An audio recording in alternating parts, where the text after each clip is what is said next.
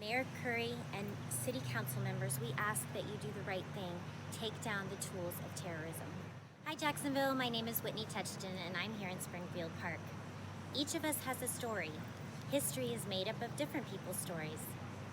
Who decides what stories we remember and tell generations later?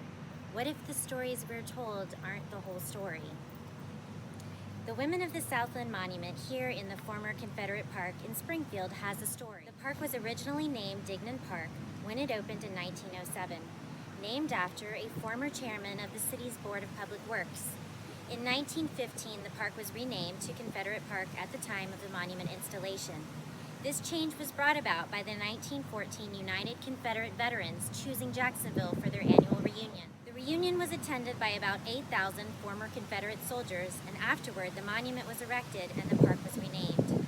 The Civil War ended in 1865. Why would a Confederate monument be erected 50 years later? Most of these monuments were built between 1890 and 1950, with the greatest amount between 1900 and 1920. This is the same time of Jim Crow segregation. The most influential group to raise funds and coordinate these statues was the United Daughters of the Confederacy. They were founded in the 1890s. All of this taking place from 25 to 55 years after the Civil War was over. Why? The Confederate States left the Union because they wanted to maintain slavery.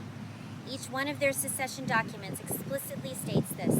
It was a war for states' rights, the right to own slaves, and not have the federal government interfere.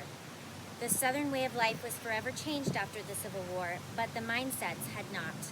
Organizations like the United Daughters of the Confederacy made it their mission to change the narrative of the Confederacy to one of honor and nobility, and did so through their monuments as well as lobbying to change how the war was taught in school books. This false narrative not only sought to keep oppressive and violent views alive among white people, but it also served as a tool for terrorism for Black Americans. When monuments are erected in the public square and buildings and streets are named after people who fought in a war to maintain the enslavement of Black people, that conveys fear and terror to a people that still struggle to exist freely. At the height of Jim Crow, at the height of racial violence and lynching, this is when these monuments were installed. They sent a very clear message. This is not a message we should still be communicating in our public spaces. Mayor Curry promised they would all be taken down. I am asking that he keep his word.